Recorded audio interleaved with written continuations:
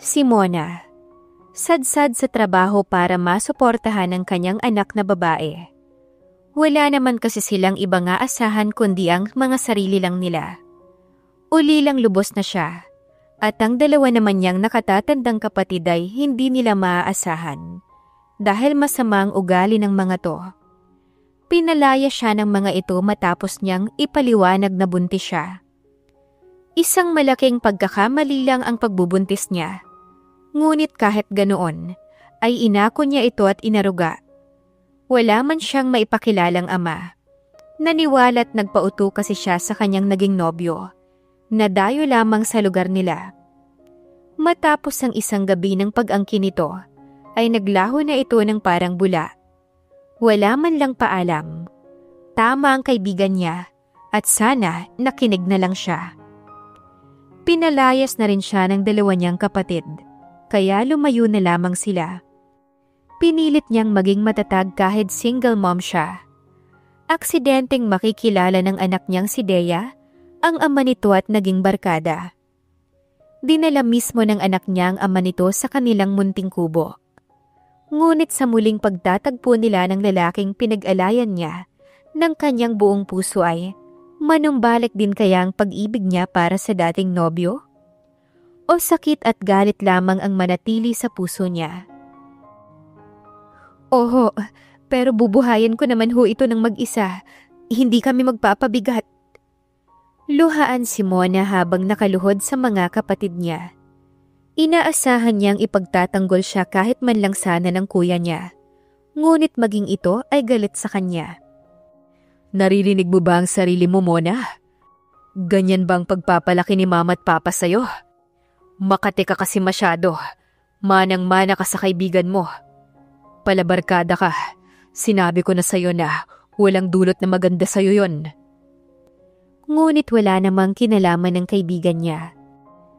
Siya mismo ang may desisyon na ibigay ang sarili niya sa nobyo niyang bagong salta lamang naman sa kanila at nagbabakasyon lang. Sinabihan na siya ng kaibigan niya na huwag magtiwala ngunit gaga siya at marupok. At nadala siya sa mga salita nito. Sinabi pa nito na kukuhanan siya nito at ilalayo sa mahirap na lugar na yon.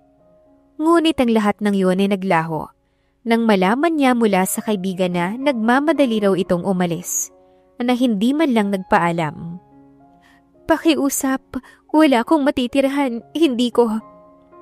Sinampal siya ng sumunod sa kanilang panganay, dahilan para maputo lang sinasabi niya. Puntahan mo ang ama ng batang yan at dapat panugutan ka niya. Lumayas ka, layas. Bitbit ang ilang mga gamit na kayang tangayin ni Mona, ay nilisan niya ang kanilang probinsya. Sa pagbabakasakali na makahanap ng bagong pag-asa sa Maynila, ay lakas loob niya itong binyahe. Dalang kakaunting pera ay nagsumikap siyang makahanap ng mapapasukang trabaho, habang hindi pa lumalaki ang tiyan niya. Makalipas ang 10 taon, ay tagumpay na nagawa ni Mona ang akala niya ay hindi niya kaya.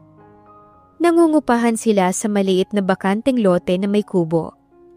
Mas ayos na ito kahit kubo dahil napakamura nito, imbes na mag-apartment sila. Sa sobrang mahal ng apartment sa Maynila, ay baka hindi na sila makakain. Dea, anak! Sigaw ni Mona habang hinihahanda ang kailangan niya sa trabaho. Po? Pumasok ka na sa eskwela at wag nang pasaway, pwede ba? Ayaw ko sanang maipatawag na naman ako ng guro mo dahil lumiliban ka sa klase para lang magtrabaho. Nak, si mama na ang bahala basta mag-aral kang mabuti. Sige po. Ngunit kilala niya ang kanyang anak kapag hindi ito nagsasabi ng totoo. Nak, bata ka pa. Dapat ay nasa eskwelahan ka at hindi nagtatrabaho. Makinig ka sana kay mama. Pakiusap ni Mona. Ngumiti na lamang siya bago umalis na. 10 taon na ang nakakalipas ng lisanin ni Mona ang probinsya nila at nakipagsapalaran dito sa Maynila. Hindi naging madali. Buti na lamang at may nagmagandang loob. Iyon ay ang may-ari nitong lote. Pinatuloy siya nito ng libre matapos niyang manganak. Dahil walang trabaho, ay hirap na hirap siya. Ngunit ito ang sumuporta sa kanya. Isang matandang babae na walang naging anak. Bumawi siya simula nang makarecover na siya. Hindi naman kasi habang buhay, dapat ay umasa siya sa libre, porket may naaawa sa kanya. Ngayong napalaki na niya si Dea, ay nakampante na ang puso niya. Sinisikap niyang bigyan ito ng magandang buhay upang hindi magaya sa kanya. Wala na talaga siyang naging komunikasyon sa ama nito, na hindi na niya nakita ang pagmumuka simula ng lisanin niya ang probinsya. Itinatanong na ito ng anak niya ngunit hindi pa siya handang sagutin, kaya naman iniiwasan na lamang niyang sumagot. O kaya'y nakikiusap siya sa anak niyang huwag na muna itong maging curious sa ama nito. Magandang umaga ho. Bati ni Mona sa amo niyang si Grace. Tindera siya sa karinderya nito. Mona, ang aga mo ata. Inihatid mo na ba si Dea sa school? Mamaya ay sa gasolinahan na naman ang pasok nun. Malakas na natawa pa si Grace. Madiskarte ang anak mo, manang-mana sa'yo. Napakabuting bata talaga ni Dea. Sana'y kagaya niya ang mga anak ko at hindi mga tamad. Naniniwala po ako na papasok na si Dea. Ayaw niya akong magalit at malungkot kaya susundin niya ako. Sagot niya. Samantalang lingid sa kaalaman niya na ang anak naman niyang si Dea ay talagang pasaway. Dumiretso ito sa gasolinahan na lagi nitong tinatambayan. At pagkatapos ay mag-aalok na maglinis ng windshield ng mga sasakyang nagdaraan. Ginagawa niya ito upang makatulong sa kanyang ina dahil alam niyang nahihirapan na ito. Mona, kumain ka na? Sus Manuel, ayan ka na naman sa porma kay Mona. Single mom siya at hindi mo basta-basta mauuto. Dala na siya sa mga kagaya mong manluloko. Ho? Hindi naman ako manluloko ah. Mona, manluloko ba ako? Natawa pa si Manuel. Oo nga naman po Ate Grace. Hindi naman po manluloko si Manuel. Mahilig lang po sa babae. Natatawang sagot niya. Si Manuel ay matagal nang nagpaparamdam sa kanya. Ngunit hindi niya ito binibigyan ng pansin. Sa ngayon kaibigan lang muna ang kaya niyang ibigay sa mga taong nais pumasok sa puso niya. Bata pa ho ang anak ko. Nais ko munang mag-focus sa kanya bago ko muling makipagrelasyon. Paliwanag niya habang nakatingin kay Manuel. Narinig mo ba, Manuel? Tanong ni Grace. Ako naman ay handang maghintay hanggang sa dumating ang oras na handa na siya. Bata pa rin naman ng 35, hindi ba? Mas mainam pa ako sa suka eh. Pabirong saad pa nito. Si Mona naman ay 30 ayos na. Si Dea ay 10 taong gulang. 20 lang kasi siya nung magbuntis. Bandang 3:00 ay umuwi na si Mona. Dala ang pasalubong at ulam nila para panggabihan, ay nagmamadali siyang umuwi. Sinalubong naman siya ni Dea nang matanaw siya nito. Ma, ito po ang naipon ko. Pandagdag po sa bilihin. Inabot nito ang 500 piso. Nagulat siya kung bakit may ganito kalaking pera ang anak niya. Mama, ipon ko po yan sa baon ko. Palusot pa nito. Ayaw naman niyang laging pagalitan na lang si Dea. Kaya naman pinilampas na muna niya ngayong araw. Napabuntong hininga na lamang siya bago inaya ang anak niyang pumasok na sa kubo upang makapagsaing na siya para sa hapunan nila. Mama! Napamulat si Mona sa tawag ng kanyang anak na si Dea. Hirap mang tumayo ay pinilit na lamang niyang mapuntahan ang kanyang anak. Anak? Hindi ka po kasi gumagayak para pumasok. May sakit ka po ba? Oo anak, absent muna si mama sa trabaho. Igayak mo na ang sarili mo anak. Hindi kaya ni mama eh. Ingat ka sa pagpasok. Palaging sa gilid lang ang daan. Tumango naman si Dea. Bibilhan kita ng pasalubong mama. Saad pa nito bago nag-ayos na para pumasok. Si Mona naman ay bumalik sa silid upang ipahinga ang latang-lata niyang katawan. Marahil ay dahil sa sobrang pagtatrabaho, kaya bumigay ang katawan niya. Ngunit pasasaan ba't makakabawi din siya ng lakas. Mr. Drago, may schedule po ng meeting with the... I-cancel mo. Hindi na nagsalita pa ang sekretary niya. Sinunod na lamang siya bago lumabas sa opisina niya. Wala sa mood si Drago.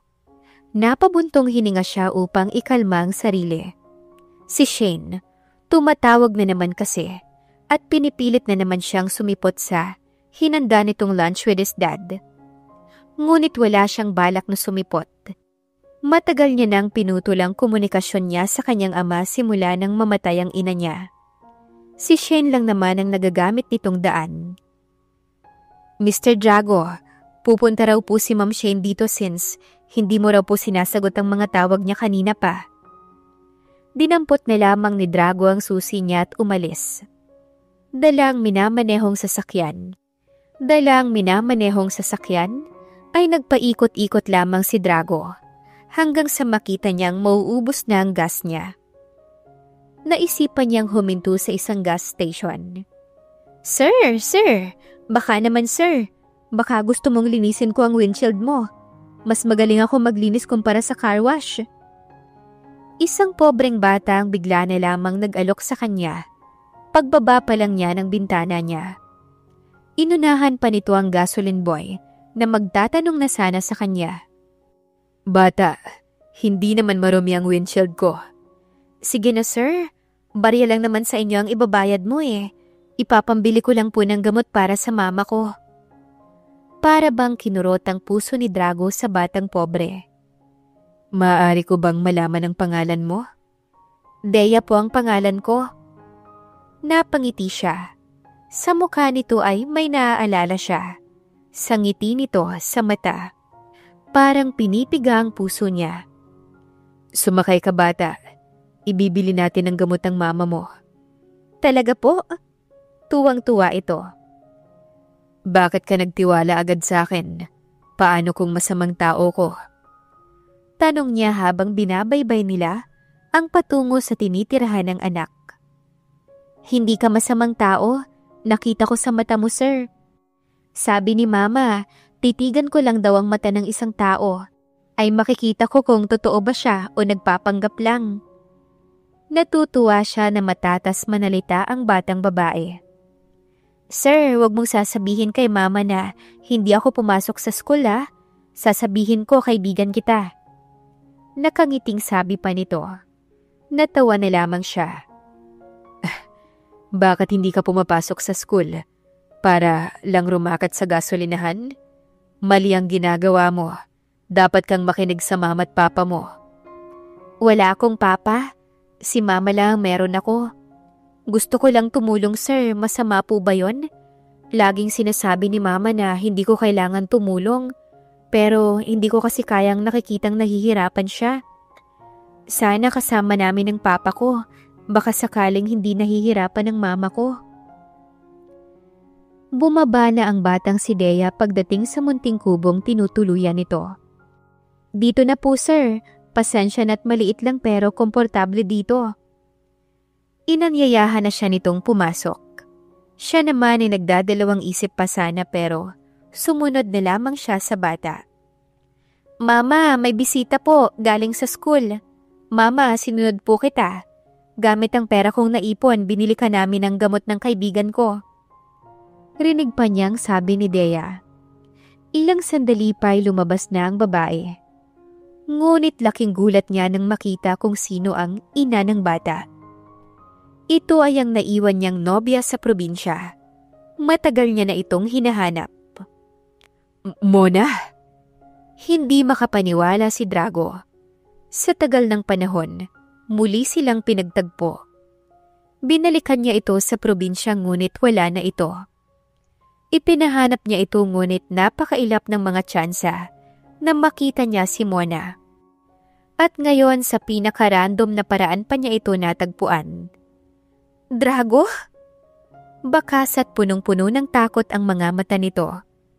Bakit ka nandito? Biglang nag-iba ang aura nito. Hinila nito ang anak nitong babae. Deya, bakit ka nakikipag-usap sa kung sino-sino ha? Pero mama, mabait po siya at kaibigan ko si sir. Hindi ka dapat nakikipagkaibigan sa gaya niya. Drago, umalis ka na. Malaki ang kasalanan ni Drago at alam niya yon. Ngunit may dahilan din naman siya kaya niya nagawang umalis. Magulo ang isip niya, ngunit hindi niya nakalimutan si Mona. Binalikan niya ito makalipas ang 1 linggo. Nabigla lang din siya sa mga nangyari. Kinailangan lamang niyang umalis saglit, ngunit hindi ibig sabihin nun ay inabando niya na ito. May anak ka? Oo, at hindi siya. Natigilan ito at tinignan ng anak. Sa kwarto ka muna anak. Tumango naman ito at sumunod. Hindi mo siya anak kung yun ang iniisip mo. Matapang na saad nito. Mona, hindi kita inabandona. Kung yun ang iniisip mo, kaya ka umalis at lumayo. Pakiusap, makinig ka muna sa paliwanag ko. Hindi mo kailangang magsinungaling pa sa akin. Sa tingin mo, madadala mo pa ulit ako sa mga mabubulaklak mong salita? Tapos na ako sa pagtitiwala sa iyo, Drago. Mona, binalikan kita. Drago, iniwan mo ako. At kahit anong sabihin mo, hindi mo na maibabalik ang mga nangyari na. Mariing wika ni Mona. Si Deya, sigurado na ako. Mona, anak ko si Deya, hindi ba? Hindi mo siya anak. Iba ang nakabuntis sa akin. 1 gabi lang yun, Drago. Walang nabuo. Wala kang anak. Ilang taon na si Deya? Hindi ka agad ito nakasagot. Simpleng tanong pero hindi mo magawang sagutin. She's my daughter. At sana, wag mong ipagkait yun kay Mona. Mariin itong napapikit. Pigil na pigil ang luha nito. Mag-impake ka na dahil hindi ako aalis dito hanggat hindi ko kayo kasama. Paninindigan ni Drago. Matigas ang paninindigan ni Mona. Bakit siya sasama sa lalaking inabandona sila? Bakit ngayon pa? Ayaw niyang magulo ang isipan ni Deya. Umalis ka na, Drago. Pakiusap. Huwag mo nang guluhin pa ang tahimik naming buhay. Nagsusumamo si Mona. Mona, hindi ko matiis na ganito ang maging buhay ninyo. Pakiusap. Hayaan mo kong ibigay ang magandang buhay para sa anak natin. Bakit ba pinipilit mong anak mo siya? Because she's my daughter. Sa puso ko, alam kong anak ko ang batang yon. Ipagkakait mo na naman ba ang pagkakataon? 10 taon mo siyang itinago sa akin, Mona. Ginawa ko lang kung ano ang nararapat, Drago. Sa 10 taon, imposibleng wala ka pang pamilya. Corner na si Mona kaya ano pa ang dapat niyang pagsinungalingan. Bistado na siya ni Drago. Wala kang masisirang pamilya dahil ikaw ang huling nobya ko. Napaawang ang labi niya sa pag-amin ni Drago. Ngunit hindi pa rin siya madadala. Mama? Tinawag siya ni Deya at alam ni Mona na itatanong ni Deya ang tungkol kay Drago kung paano niya ito nakilala. Nak, pwede bang bukas ko na lang ipaliwanag sa iyo ang lahat? Sa ngayon, magulo pa rin ang isipan ni Mami. Tumango naman ito at sumandal na sa kanya. Bumabiyahe na sila patungo sa lugar ni Drago. Nakarating sila sa malaki at malapalasyong mansyon. Ipinagbukas sila ni Drago ng pinto. Mama, napakalaking bahay po nito. Manghang-manghang anak niyang si Deya. Nak, hinaan mo ang boses mo. Saway ni Mona. Hanggang ngayon ay hindi pa rin siya makapaniwalang si Deya pa mismo ang nakakita sa ama nito. At ito rin mismo ang nagdala sa bahay nila. Napakaliit talaga ng mundo para sa mag-ama. Pilit man niyang takasan ng katotohanan na nais malaman ng anak niya, ay tadhana na ang gumagawa ng paraan. At ngayon nga nabistado na si Mona, may magagawa pa ba siya? Bukas may pag-uusapan tayo, Drago. Hindi mo makukuha sa akin ang anak ko hanggat buhay ako. Galit ngunit kalmadong sabi niya sa kanyang ex-boyfriend. Hindi ko naman siya kukunin sa'yo. Gusto ko lang talagang bumawi. Ngunit sa ngayon ay talagang hindi mo pa ako mapapatawad. Naiintindihan ko muna. Niyakap siya ni Drago. Alam kong nahirapan ka, pero salamat kasi naging maayos ka. Tama na ang pagpapanggap na may halaga kami sa'yo. Pinuntahan na ni Mona ang anak niyang nauna na sa magiging silid nila. Mama, napakalambot po nitong kama. Tuwang-tuwa si Dea. Ngumiti lamang siya at hindi pinahalata na naiiyak na siya. Sobrang naaawa kasi siya kay Dea. Hindi man lang nito naranasan ng maginhawang buhay. Hindi niya yon kayang ibigay. Ngunit si Drago na ama nito ay kayang ibigay ang lahat. Totoong mayaman si Drago at hindi lang pala ito simpleng bakasyonista. Ngunit hindi magiging dahilan ng pera o yaman nito para makuha silang muli. Para sa anak ni Mona ay ibababa niya ang kanyang pride. Oras na para makilala ni Dea ang ama niyang kinasasabikan. Hindi na siya maglilihim pa kay Dea. Manang, pakisabi na bilisan ng pagluluto at baka magising na si Mona. Gusto ko na pagising ng mag-inay na kahanda na ang lahat. Hindi mapakali si Drago habang minamanduhan ng mga kasambahay niya. Ngunit pinadaan niya ito sa mayordomang si Manang Sally. Iho, ngayon lang kita nakitang ganito. Sino ba talagang mag-ina? Si Mona po. Nanlaki ang mata nito sa gulat. Talaga ba? Hala, dapat ngang magmadali. Natutuwa kong nakita mo na si Mona. Ilang taon mo na siyang pinapahanap, hindi ba? Tumango si Drago. Magandang umaga po. Napalungon sila kay Dea na bigla na lamang bumati, habang kusot pa ang mata nito. Sa tingin niya ay kakagising lang nito. Maayos ba ang tulog mo? Oo naman po, sir. Salamat po sa pagpapatuloy sa amin, ha? Sir, tanong lang po. Si mama po ba nililigawan mo? Para kasing kilala mo na siya dati pa. Tapos ibang tingin mo kay mami. Sir, huwag kang mag-alala. Single ang mama ko. Natawa si Draco. Talaga bang single ang mama mo? Nasiyahan ang puso niya. Opo, matagal na po. Natutuwa akong malaman yan, Dea. Si mama mo ba tulog ba? Tanong pa niya. Gising na po pero ayaw pang lumabas. Inaaya ko nga po siya kasi gutom na siya eh. Tumango siya bago sumagot. Sige, mauna ka na sa dining area. Si Manang Sally na ang bahala sa'yo. Pupuntahan ko lang mama mo. Paalam niya sa anak na tinanguan naman ito. Wala pang ideya ang bata sa nangyayari. At gaya ni Mona ay ayaw niyang mabigla si Dea. Pumunta siya sa silid ni Mona at kumatok. Nagulat si Mona nang pumasok siya. Wala naman itong ginagawa. Parang nagmumuni-muni lang. Bakit nandito ka? Inirapan pa siya nito. Mona, nauunawaan kong galit ka. Pero wag mo naman sanang ilayo ang sarili mo. Bakit hindi natin kausapin si Dea at ipaliwanag sa kanya? For sure, kahit papano ay may intindihan niya. Hindi ko siya ipagdadamot, Drago. Ngunit hindi madaling manatili rito kasama mo. Aalis ako kapag naging maayos na si Dea dito. Hindi mo naman kailangan umalis, Mona. Manatili ka lang dito. At hindi mo kailangan mag-alala kasi hindi kita pipilitin na maniwala sa akin. Pakiusap, huwag kang mawawala ulit. Hindi na alam ni Drago kung kakayanin pa ba niya kapag nawala na naman si Mona. Sobrang hirap para sa kanya noong lisanin nito ang probinsya.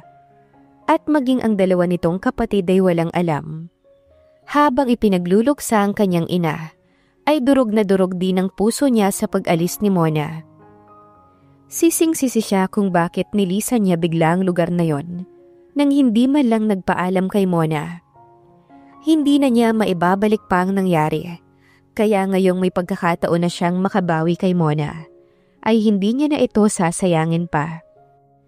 Masaya si Drago na kasabay niyang mag-inang mag-almusal. Nababakas niya sa ekspresyon ni Mona na masama pa rin ang pakiramdam nito. Kaya naman tinawagan na niya ang personal doctor niya upang maipatingin si Mona. Si Mona pa rin ang itinitibok ng puso niya. Walang nagbago. Parang may kung anong nabuhay sa pagkatao niya nang muli niyang masilayan ang babaeng pinakamamahal niya. Dea? Nasa isang pribadong silid silang tatlo. Ngayon nila nais ipaalam at ipaliwanag sa kanilang anak ang katotohanan. Ngunit hindi na para sabihin pa ang naging problema nila. Po, Mama, may problema po ba? Nak, pasensya ka na kung ngayon ko lang ito sasabihin. Kahit pa dati mo na siyang itinatanong. Ngunit ngayon ay handa na ako, Dea. Handa na akong ipakilala sa iyo ang papa mo. Nagulat ito ngunit bakas ang saya sa muka. Talaga po, Mama? Makikilala ko na po si Papa? Oo naman anak. Hindi ko naman siya siniraan sa iyo, hindi ba? Galit ka ba kay Papa? Ikaw po ba, Mama? Galit ka ba sa kanya? Hindi naman po ako galit eh. Nagtatampo lang po ako at saka nagtataka. Makirot ang puso ni Drago. Paniguradong may dahilan ng papa mo, anak. Bakit hindi mo siya hayaan na makabawi sa'yo? Sige po, pero sino po ba ang papa ko? At bakit nandito po tayo sa bahay ni Sir? Sinulyapan siya ni Dea. Dahil siya ang papa mo, anak. Tuluyang tumulo ang luha ni Mona. Habang si Draco ay hindi na rin nakapagpigil pa. Si Dea ay napatitig muna sa kanya at hindi nagsasalita. Papa? Ikaw ang papa ko, sir? Hindi ito makapaniwala. Ibig sabihin po, mayaman po ang papa ko, ma? Ibibigay ko ang lahat ng naisin mo, anak ko. Pakiusap, hayaan mo si papa na bumawi sa'yo sa lahat ng pagkukulang niya. Dea, sana patawarin mo ko kung wala ako sa tabi ninyo ng mama mo. Ngunit hindi na ako mawawala pa. Niyakap niya si Dea. Bakit mo kami iniwan ni Mama? Hirap na hirap ang mama ko. Humagulhol si Dea. Grabe rin ang mga luha ni Drago sa sobrang galit sa sarili dahil habang tinatamasa niya ang masarap na buhay ay nahihirapan ang mag-ina niya. Papa, si Mama pa rin po ba ang gusto mo? Mabubuo na po ba tayo? Dea, saway ni Mona. Ngunit balak pa lang niyang sumagot at ang sagot ay oo. Buo na ulit sila at sisikapin na manumbalik ang pag-ibig ni Mona sa kanya. Sa ngayon anak, si Papa mo at ako ay nandito lang para sa'yo. Ngunit may mga bagay na hindi na maaaring ipilit pa. Mas magiging masaya ako kapag buo ang pamilya natin. Mangyayari yun anak. Muling susuyuin ni Papa si Mama.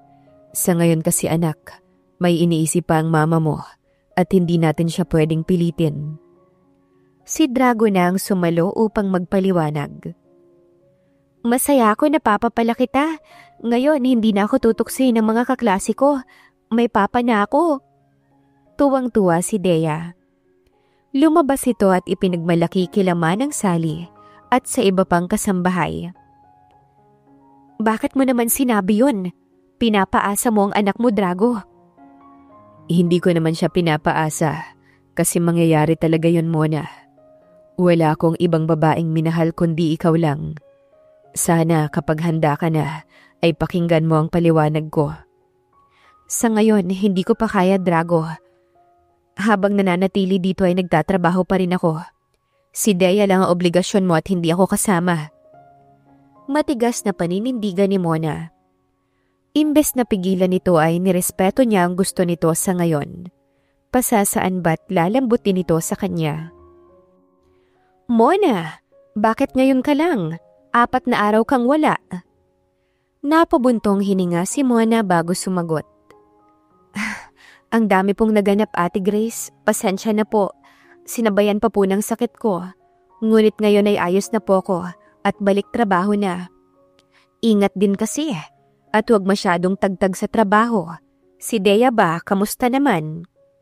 Maayos naman ho ang anak ko dahil sa ama niya ay sumipag na hong pumasok. Inilipat na kasi ni Drago si Dea sa private school. Samantalang siya ay pinatingin ito sa doktor nito. At pinagpahinga na muna kaya 4 na araw siyang wala sa trabaho. Oh, nakilala na ni Dea ang ama niya? Bakit? Nakipagkita ba sa'yo? Nako, paano na si Manuel niyan? Biro pa ni Grace sa kanya. Bakit ko naman po Ate Grace maitatago kay Dea ang totoo? Naisip ko na oras na rin para makilala niya ang kanyang ama. Sagot na lamang niya. Bigla namang sumulpot si Manuel. Salamat naman at nandito ka na. Ilang balik na ako dito at sa bahay ninyo ay wala naman kayo doon. May pinuntahan kasi kami Manuel. Dati pa rin ba ang order mo? Tanong niya. Oo, dati pa rin. Sa totoo lang nalungkot ako kasi baka umalis na kayo. Sus, Manuel, bumalik na ang papa ni Dea. Huminahon ka sa pagporma mo kay Mona. Talaga? Anong sabi? Dapat lang naman dahil kailangan pa rin ni Dea ng papa niya. Sana noon pa siya bumalik. Inis na sabi ni Manuel. Nauunawaan niya si Manuel dahil nag-aalala lamang ito sa kanila. Ngunit habang inaasikaso niya si Manuel, ay bigla na lamang sumulpot si Drago. Nakatitig ito kay Manuel na para bang nagsiselos. Drago, anong... Pinutol siya nito. Dito ka pala nagtatrabaho. Hindi ka naman ba nahihirapan? Paniguradong masasarap ang pagkain dito dahil sa'yo. Nakangiting saad pa nito. Mawalang galang na ho. Sino ho ba kayo? Si Manuel ang nagtanong. Papa ako ni Dea, and you? Why are you talking to Dea's mama? Hindi nag-aangas si Drago pero nababakas niyang hinahamon nito si Manuel. Ikaw pala ang papa niya. Sa tagal kasing walang papa ni Dea ay nakasanayan niya na eh. Swerte ka dahil mabait si Mona. Dahil kahit ang tagal mong inabandona ang mag-ina, maayos kang tinanggap para naman makabawi ka. Manuel, huwag mo nang awayan pa ang papa ni Dea. Pasensyahan mo na si Manuel. Nag-aalala lamang siya sa amin. Simulat sa pool kasi nakita niya nang lumaki si Dea na ako lang ang kasama. Sinalo na ito ni Mona upang hindi naman mapag-initan si Manuel dahil alam niyang nag-aalala lamang talaga ito. Akala ko kasi ay boyfriend mo na ang isang tukong umasta. Naiintindihan ko na nag-aalala ka. Pero wala kang karapatan na makialam sa usapan namin ni Mona. Bigyan mo ng limitasyon ng sarili mo. Diyan ka lang. Natahimik si Manuel. Si Mona naman ay agad na sinundan si Drago upang pagsabihan. Drago, sandali. Ngunit hindi siya nilingon nito. Hindi na ako uuwi sa bahay niyo kapag ganyan ka. Bakit? Masama bang magalit at magselos? Sinabi ko na sa'yo na ikaw lang ang babaeng mahal ko. Selos na selos ako sa lalaking yon. Siyang palaging nasa tabi mo. Gusto mo na rin ba siya? Sunod-sunod na tanong ni Drago. Priority ko ang anak natin. Si Dea ang mahalaga sa akin, Drago. Hindi na ako naniniwala sa pag-ibig. Isa pala itong pantasya. Kasinungalingan lang to. Patutunayan ko sa iyong mahal kita. At hinding-hindi kita pakakawalan pa. Matigas na paninindigan nito bago umalis na. Nahihiyang bumalik si Mona sa karinderya ni Grace.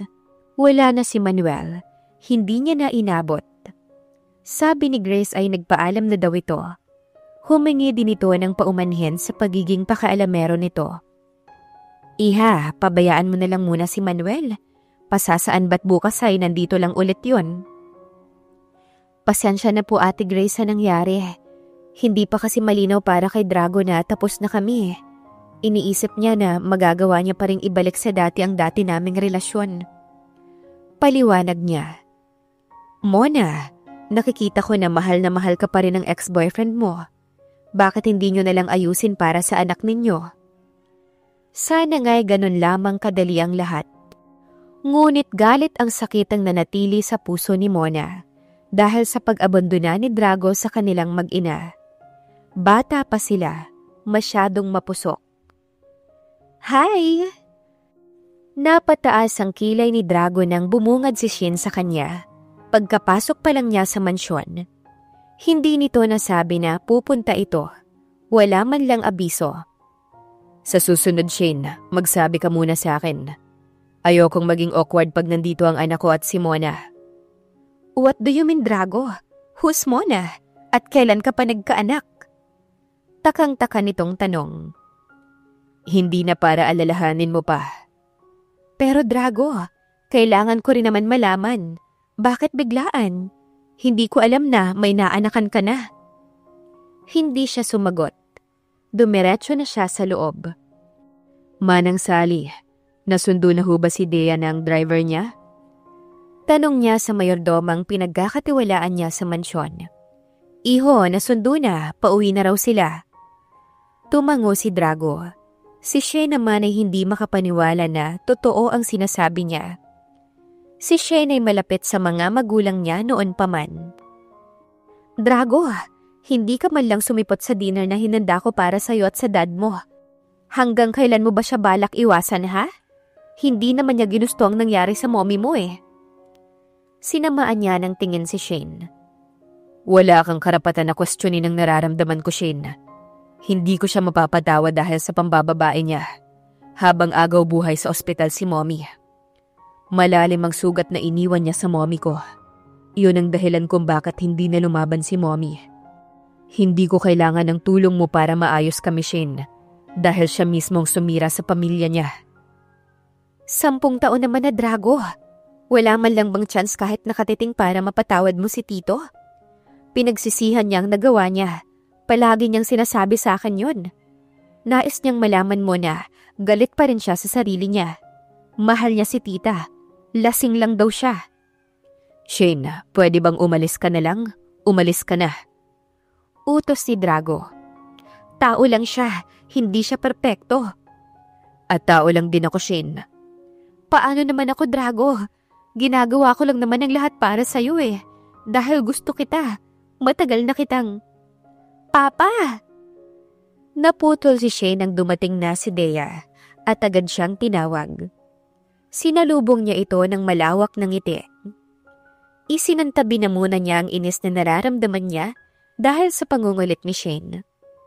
Dea, anak, kamusta ang school? Maayos naman ba ang mga kaklase mo? Tanong kaagad niya.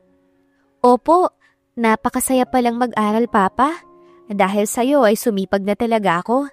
Inspirasyon kita at si Mama, Papa. Si Mama, susunduin ba natin siya? Biglang tanong pa nito. Oo naman anak. Sandali lang at may kausap pa si Papa. Hintayin mo ako sa labas kapag tapos ka ng magbihis. Bili nito na kaagad namang sinunod ni Dea. Hindi ako makapaniwalang may anak ka na talaga. Ngunit paano mo nasabing sa'yo ang... Matalim na titigang nakapagpatigil kay Shane. Mag-iingat ka sa binibitawan mong salita tungkol sa anak ko. Shane, inuunawa pa rin kita. Pero pagdating sa anak kong si Dea, hinding-hindi ko palalampasin kapag may masama kang sinabi tungkol sa kanya. Ito ang banta ni Drago. Napairap ito. I'm sorry. I didn't mean anything, Drago. Basta nagulat lang ako. Sa tagal ba naman tapos biglang sasabihin mo na may anak ka na? Umalis ka na, aalis kami. So, pati mama niya dito na nakatira? Bakit? May relasyon ba kayo, Drago? Simpleng tanong ni Shane. Wala pa, pero mapapalambot ko rin siya. Shane, siya ang babaeng gusto ko. Gusto niyang matauhan ng dalaga upang hindi na ito mahumaling pa sa kanya. Ayaw niyang may maging problema. Ngayon pa na kinukuha pa lang niya ang loob ng mag-ina. Inis na umalis si Shane. Sila naman ni Dea ay pinuntahan na si Mona upang sunduin. Papa, ayos lang po ba kayo ni Mama? Oo naman anak. Unawain na lang muna natin si Mama mo. Sagot niya sa kanyang anak. Ngumiti naman ito. Dumating sila sa karinderya at nakita niyang naglilinis si Mona. Bumaba kaagad ito upang tulungan na ito. Drago, ako na. Trabaho ko to. Bakit ba pumunta pa kayo? Pabulong na tanong nito. Gusto ng anak mo na sunduin ka namin eh. Hayaan mo na akong tumulong para matapos ka na agad. Nakikita ko do kay Manang Sally. Madali lang naman. Inirapan siya ni Mona. Tumigil ka, Drago. Sa itsura ng kamay mo eh. Hindi pa nakakahawak ng mabigat. Hintayin na lang ninyo akong matapos. Ngunit hindi siya nagpaawat. Mona, hindi mo nabanggit na gwapo pala talaga ang dati mong nobyo. Napangiti si Drago. Grace nga pala. Pakilala pa nito. Natutuwa kong makilala ka. Nasulyapan niya si Mona at parang hiyang-hiya ito. Ibili na lang kaya ito ng sariling restaurant para naman hindi na ito mamasukan pa. Gusto mo bang ipagbili tong pwesto mo? Tanong niya kay Grace na napatungangan naman sa offer niya. Loko ka talaga? Tinapakan ni Mona ang paa niya kaya't napadaing siya. Mauna na kami, Ate Grace, pasensya na talaga. Hiyang-hiya si Mona bago sila hinilang mag-ama. Hindi kumikibo ang mag-ama habang si Mona ay pinagagalitan at pinauulanan ng sermon ng dalawa. Ikaw, tinitigan niya si Drago. Hindi porket mayaman ka gagawin mo na ang gusto mo. Nakakahiya kay Ate Grace na inalok mo siyang ipagbili ang pwesto niya. Pero mama, ayaw lang naman ni Papang nahihirapan ka eh. Hindi mo ba gusto na inaalala ka niya? Tanong ni Dea, na kamping-kampi sa ama nito. Manang-mana ka nga talaga sa ama mo. Parehas na parehas kayo ng ekspresyon ng mukha ninyo kapag nagsisinungaling at pinapagalitan. Naiiling na naupo si Mona. Hindi mo dapat ini-spoiled ang anak mo, Drago. Galing kami sa hirap at sanay kami sa hirap. Natutuwa kong natatamasa ni Dea ang lahat ng kaginhawaan. Ngunit ayaw kong maging sobra na. Ikaw naman, Dea. Sinulyapan niya ang kanyang anak. Tama na ang pagiging pasaway mo. Hindi rin lahat ng bagay ay makukuha mo, porket mapera ang ama mo. Natatandaan mo pa naman ang itinuro ko, hindi ba? Makontento sa kung anong. Pinutol na siya ni Drago. Tama na ang pagsermon sa anak mo. Pabayaan mo na siya dahil ako naman ang may kasalanan. Gusto ko ring maibigay ang lahat sa kanya dahil yun naman talaga ang nararapat. Siya ang tagapagmana ko muna. She's a heiress, kaya walang masama sa pagiging billionaire. Napailing na lamang si Mona. Spoiled talaga si Dea sa ama nito. Mukhang hindi niya na ito mapipigilan pa. Bakit nandito ka? Napalingon siya kay Drago na sumulpot na naman mula sa likuran niya. Nasa labas siya upang magpahangin dahil hindi pa naman siya dinadalaw ng antok. Si Dea ay tulog na. Maaga pa ang pasok nito bukas. Ikaw, bakit gising ka pa? Tumabi ito sa kanya bago sumagot. Gaya mo, hindi pa rin inaantok. Drago, alam na ba ng mga magulang mo na may anak ka na? Tila umiba ang ekspresyon nito kaya napakunot ang kanyang noo. Paniguradong matutuwa ang mommy ko kung nabubuhay pa siya. Pasensya na. Hindi niya alam na wala na pala ang ina nito. Pero ang dad mo? Muling tanong niya. Gusto mong magkape? Imbes na sumagot ay nagtanong na lang din ito. Mukhang umiiwas ito sa tanong at marunong naman siyang makiramdam kaya tumango na lamang siya. Pero ako ang magtitimpla. Saad pa niya bago tumayo at dumiretso sa kitchen. Drago, bakit hindi ka nakipag-date ulit? 10 taon na. Sa pagkakaalam ko kasi, wala naman tayong naging maayos na break-up. Iyon ba ang kailangan mo para umusad? Nakatitig lamang si Drago sa kanya. Ilang sandali pa'y hinapit nito ang baywang niya. No, wala akong ibang kailangan kundi ikaw lang. Pinili kong hindi umusad dahil kahit 100 taon pa ang lumipas, mananatiling ikaw lang ang mahal ko, Mona. Nasa mid si Mona. Sunod-sunod niyang nilunok ang laway niya. At ang mga mata niya ay hindi mapakali. Hindi niya matitigan si Drago. Para bang sasabog ang puso niya. Hindi na ako tatabla ng pambobola mo. Pinilit niyang tumawa kahit pakunwari lang. Hindi naman kita binobola eh. Minamahal kita, higit pa sa iniisip mo. Ilang segundo na lamang ay maglalapit na ang mga labi nila nang may biglang tumawag kay Draco. Si Mona na ang kumalas sa hawak ni Drago sa kanya. Sa tingin ko ay importante ang tawag. Wika pa niya bago iniwan si Drago. Pagpasok sa silid ay napasabunot si Mona sa buhok niya. Bakit parang bibigay na siya kanina? Gaga ka? Sambit pa ni Mona sa isipan niya. Hindi dapat siya bumigay at maniwala kaagad. Iniwan siya nito. Napako ang mga pangako nito. Bakit ba tumatawag ka sa ganitong oras, Shane? Inis na inis si Drago. Si Shane naman ay umiiyak sa kabilang linya. Si Tito kasi sinugod sa ospital. And what do you want me to do?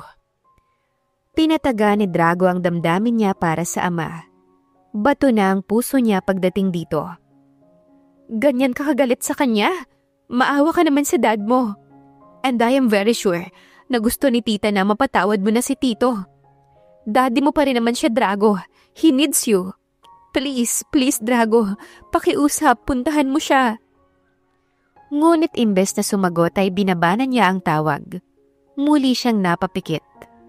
Masakit para sa kanya na malamang mahina na ang kanyang ama. Ngunit mas masakit pa rin ang ginawa nitong panluloko sa kanyang ina. Mahina ang puso ng mommy niya at iyon ang sanhi ng agarang pagpanaw nito. Dahil nalaman nito na nakagawa ng malaking kasalanan ng ama niya.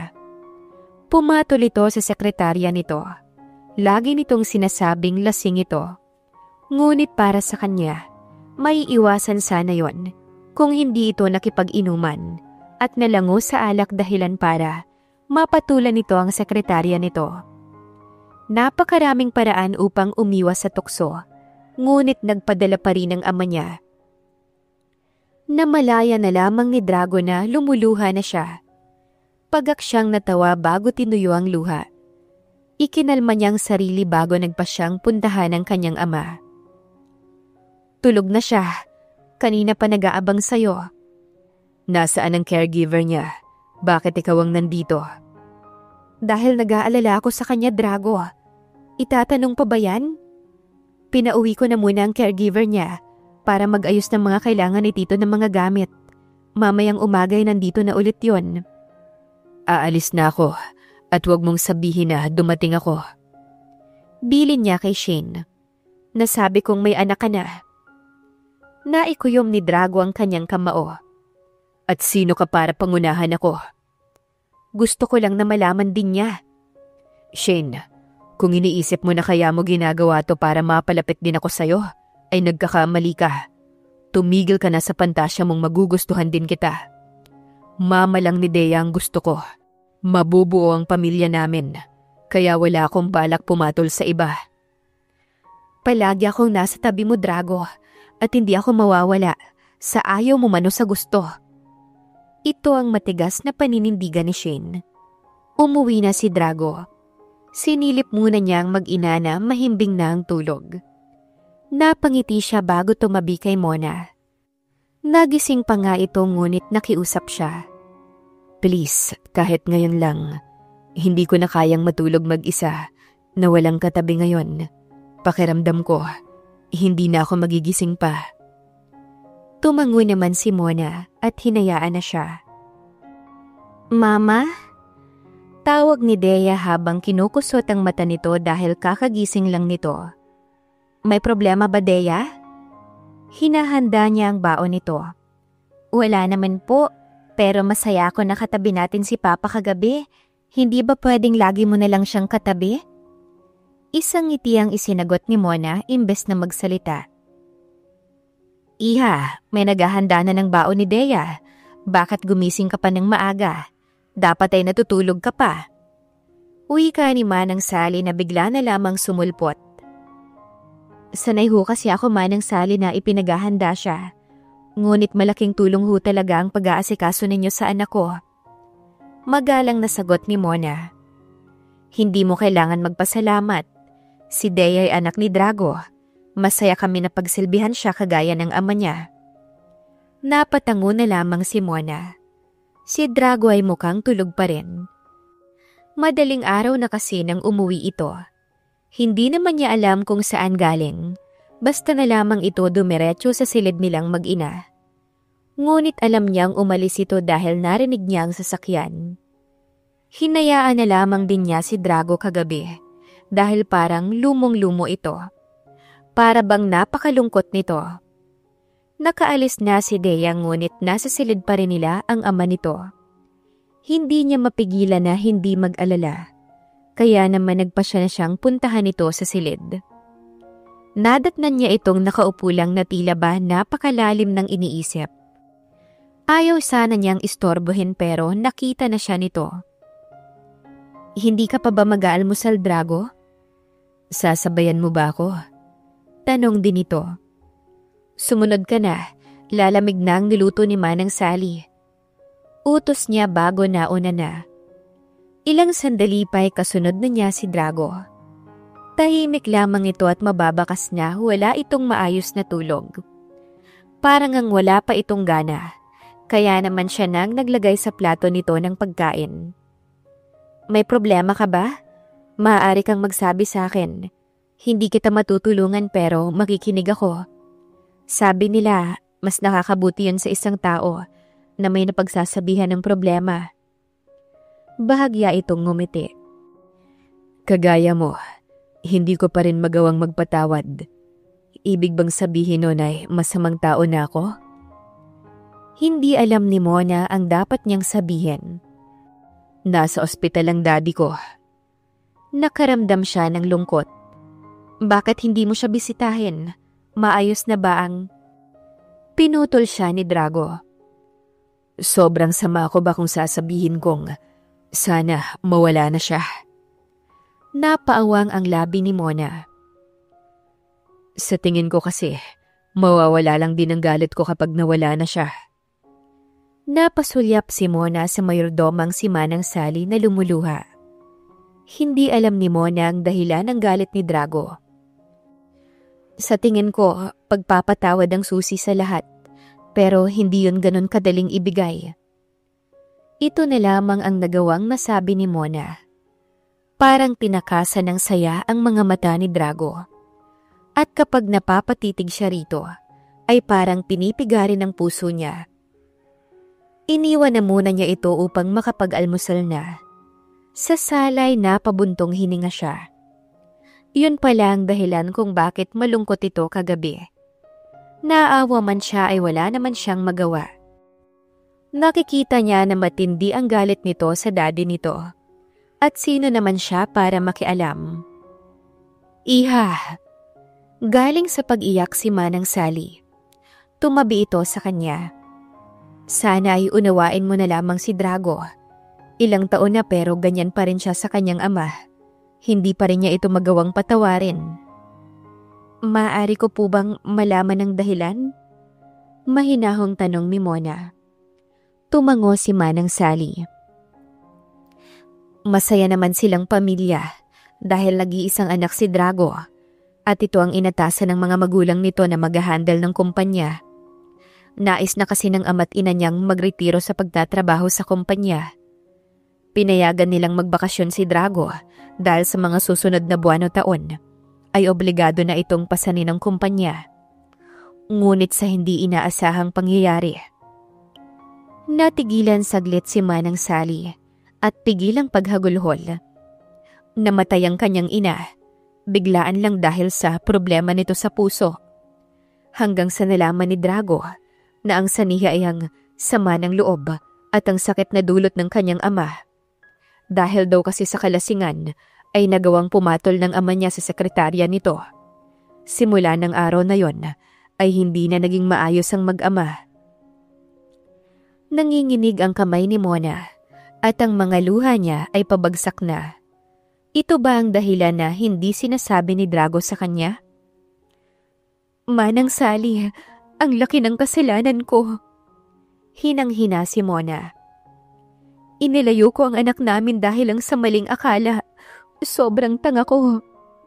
Iyak ng iyak si Mona. Iha, tumahan ka na. Hindi ka naman niya sinisisi eh. Sana pala pinakinggan ko na muna siya bago ko nag-imbento ng mga kung ano-anong masama tungkol sa kanya. Hindi ko alam kung may mukha pa ba akong ihaharap sa kanya sa nalaman ko. Hirap na pala ang kalooban niya, mas pinahirap ko pa. Pinatatahan siya ni Manang Sally nang may biglang pumasok na babae. Puro kolorete ang mukha nito at napakaganda ng suot. Para nga itong modelo sa postura nito.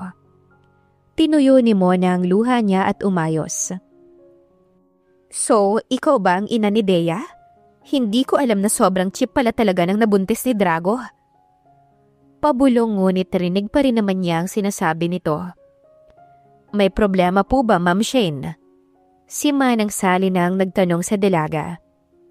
Wala naman Manang Sally. Maaari bang iwan mo muna kami? Nais kong makausap ng masinsina ng taong to. Ayaw pa sana ni Manang Sally ngunit siya nang nakiusap na iwan na muna sila nito. Bakit gusto mo kong... Pinutol siya nito. Hindi na ako makikipagplastikan pa at magpapaligoy-ligoy. Mataray ang ekspresyon ng mukha nito. Nauunawaan ko. Sagot niya. Si Drago, sabik siya sa anak niya. Ito lang ang obligasyon niya at hindi ka kasama. Sana nauunawaan mo ko. Dahil ginagawa ko to para sa ikabubuti niya. Gusto ko si Drago. At wala akong pakialam kung sinong gusto niya. Gagawin ko ang gusto ko at yun ay ang mahulog siya sa akin. Sana alam mo ang limitasyon mo. Ngayong wala naman kayong relasyon. Gusto ng babaeng ito si Drago. Malinaw sa kanya yon. Ngunit hindi ka naman niya gusto. Hindi mo na problema yon. Hindi ka bagay kay Drago dahil masyado siyang mataas para sa'yo. Malulunod ka lang. Stay where you are, Mona. Ayaw mo bang bumalik sa probinsya ninyo?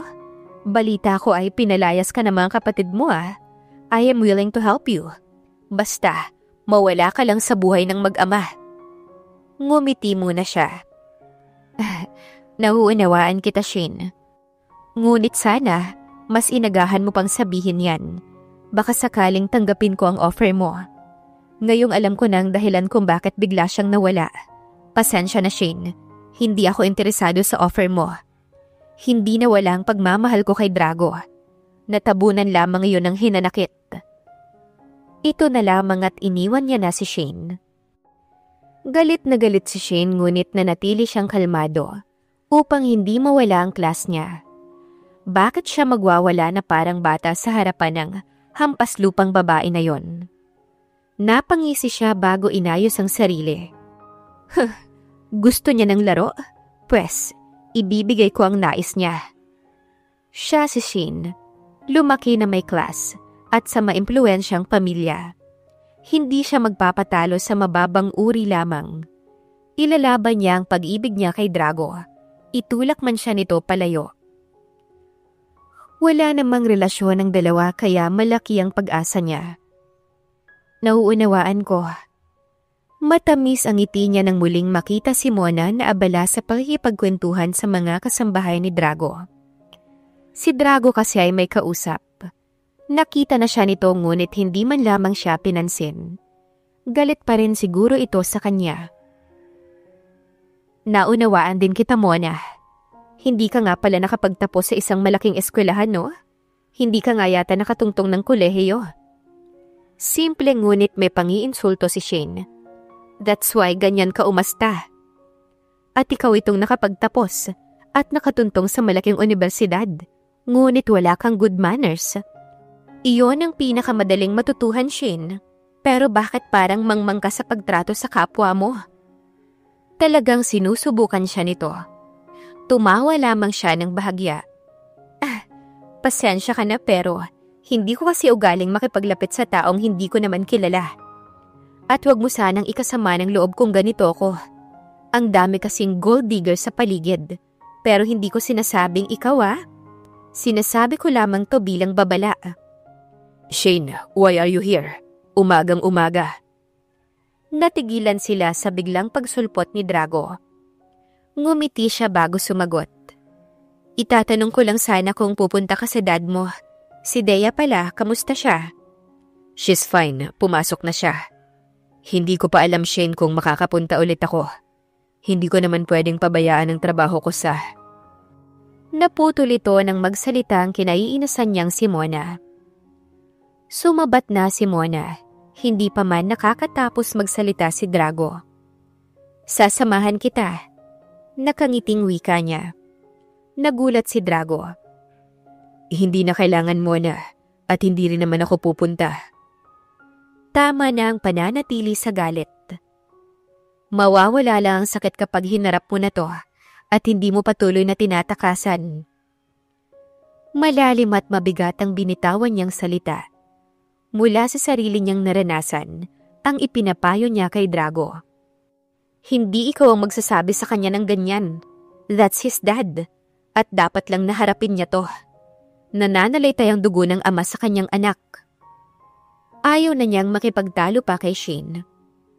Sige, makikinig ako sa'yo. Sagot ni Drago bago siya nginitian. Inis naman si Shane ngunit wala itong magawa. Natatawa na lamang tuloy si Manang Sally dahil nakikita niyang inis na ang malditang si Shane. Bandang 3:00 ay tumungo sila sa ospital. Si Dea lang naman ang hinihintay nila. Tahimik sa biyahe si Drago at hindi rin naman ito balak kausapin ni Mona dahil alam niyang maraming tumatakbo sa isipan nito. Si Lolo po ba'y maayos na, Mama? Bulong ni Dea sa kanya. Pati ito ay ayaw mangulit sa ama nito. Matalino ang anak niya at mabilis makiramdam. Oo, anak. Mahinahong sagot niya. Nakarating sila sa ospital. Nakasunod lamang sila kay Drago na may daladalang mga prutas. Sa isang pribadong room ay pumasok sila. Bumati ka sa lolo mo. Utos ni Mona sa anak niyang si Dea. Lumapit naman ito sa may edad na lalaking nakahiga sa hospital bed. Hello po, ikinagagala ko pong makilala ka, Lolo. Natuwa naman ang matanda. Ikaw na ba ang anak ni Drago?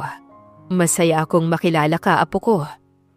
Niyakap ito ng ama ni Drago. Pasensya ka na at ganito mo pa nakilala si Lolo. Babawi ako sa'yo kapag nakalabas na ako, apo. Ayos lang po, Lolo. Basta magpalakas ka po ay masaya na ako. Napangiti naman si Mona dahil maayos ang pagtanggap nito sa anak niya. Nasaan ang caregiver mo? Tanong naman ni Drago. Wala talaga itong gana pagdating sa ama nito. Napabuntong hininga siya bago lumapit na rin sa matanda. Ako po ang ina ni Dea. Ikinagagala kong makilala ka, sir. Inilahad ni Mona ang kanyang kamay. Hindi mo siya kailangang tawaging sir.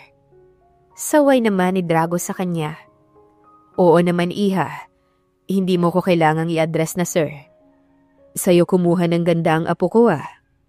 Nakangiti ito. Ngumiti lamang si Mona. Ang caregiver ko pala, lumabas na muna. Dea, dito na lang muna tayo upang makapag-usap ang lolo at papa mo. Aya niya sa kanilang anak at sumunod naman ito. Bago lumabas ay may sinabi pa siya kay Drago. Totoo ang sinabi ni Shane. Hindi mo maaalis sa ama mo, na ama mo pa rin siya. Alam kong natatakot ka rin, pero hindi mo lang pinapakita. Hindi pa huli ang lahat. Maaari pang magsimula ulit, Drago. At kapag naayos na ang daddy mo, tsaka natin pag-usapan ang tungkol sa atin. Hindi naman ito kumibo. Naiwan naman silang mag-ama sa loob ng silid. Nakikita kong napalaki niyang maayos ang anak ninyo. Nakakatuwa naman siya. Basag ng kanyang ama sa katahimikang bumalot sa kanila. Nawala siya sa akin kasabay ng pagkawala ni Mommy. Puno ng bitterness ang puso ni Drago nang sabihin niya yon. Napayuko ang kanyang ama. It's my fault, son. I'm so sorry. Alam kong hindi mo na ako mapapatawad, pero ang hiling ko, hayaan mo sanang kahit sa apo ko na lang, makabawi ako. Hindi na ako magtatagal sa mundong ito. Nararamdaman kong malapit na akong mawala. Sana lang kapag nakita ko ang ina mo ay hindi na siya galit sa akin. Sa totoo lang, kahit anong galit ko sa'yo, natatakot pa rin ako na mawala ka, Dad.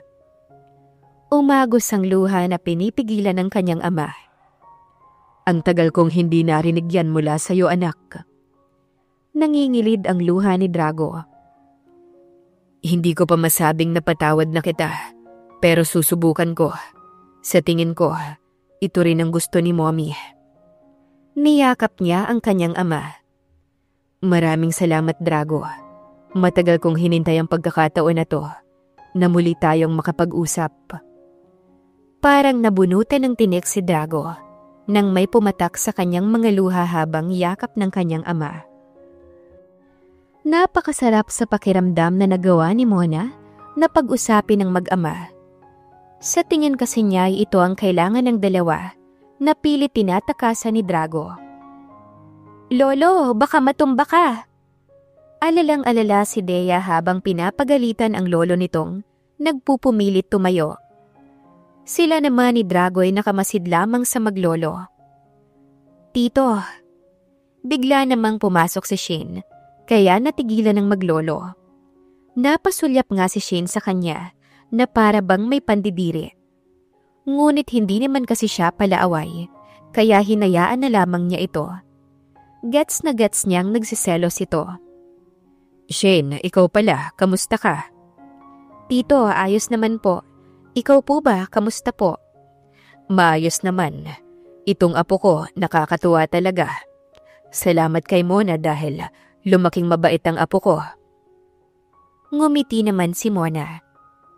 Natutuwa kong nakilala mo na si Dea. Lumapit ito sa anak niya at ngumiti. Natutuwa rin ako sa ina niya na napakabait. Napansin niya ang pasimpleng pag-irap nito. Normal na ito kay Shane dahil mainit ang dugo nito sa kanya. Lalo pa ngayon na gusto siya ng ama ni Drago. Mas lalong magiging malala ang inggit at galit nito sa kanya. Wala namang problema sa kanya, basta't huwag lamang nitong idadamay ang kanyang anak. Ilang oras din sila bago nagpaalam na. Nakatulog na nga sa biyahe si Dea, kaya binuhat na ito ni Drago patungo sa silid nila. Siya naman ay hindi pa makatulog kaya nagtimpla na muna siya ng kape nilang dalawa ni Drago. Mahimbing na ang tulog ni Dea. Halatang pagod na pagod sa pakikipaglaro sa lolo niya. Wika pa ni Drago habang pababa ng hagdan. Napatingin siya bago inabot dito ang kape nito. Ngayon lang niya naranasan ang mga ganitong bagay. Pati ang pagkakaroon ng lolo ay kinasabikan niya. Maaga kasi akong naulila sa mga magulang ko. Natatandaan ko pa nung sinabi mo sa akin na bata ka pa lang ay wala na sila. Drago, gusto kong pakinggan ang paliwanag mo. Gusto kong maayos at mabuo ang pamilya natin. Nagulat man si Drago ay nakabawi naman kaagad ito. Binaba nito ang hawak na tasa bago siya hinarap. Hindi kita iniwan, Mona. Hindi kita inabandona. Hindi ko na nagawang magpaalam dahil sa mommy ko. Pero babalik ako. Bumalik ako, Mona, ngunit wala ka na. Sabi ng mga kapatid mo ay umalis ka na at hindi nila alam kung saan ka pumunta. Ngunit wala silang sinabing reason kung bakit ka umalis. Pinalayas nila ako. Inamin ko sa kanilang buntis na ako kay Dea. Akala ko hindi ka na babalik, kaya sinabi kong bubuhayan ko ang anak ko ng mag-isa at hindi ako magiging pabigat. Ngunit matigas ang tanggi nila. Hinusgahan nila ako at pinalayas kaya wala akong magawa. Sobrang hirap, Drago.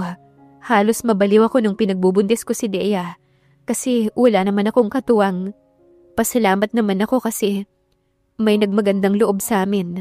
Pinatuloy at sinuportahan niya kami ni Dea kahit na wala pa akong trabaho kasi kailangan kong magpagaling at palakihin si Dea. Ngunit dapat ka pa ring magalit sa akin. Ngayon, nauunawaan ko na, Drago. Tinuyo nito ang kanyang mga luha. Bakit ako magagalit? Pangunguli lang naramdaman ko nung nawala ka. Hinanap kita, Mona. God knows, Sobrang bigat sa pakiramdam.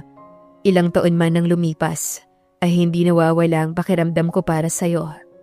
Ikaw lang ang babaeng mamahalin ko. Hindi ba't iyon naman ang ipinangako ko?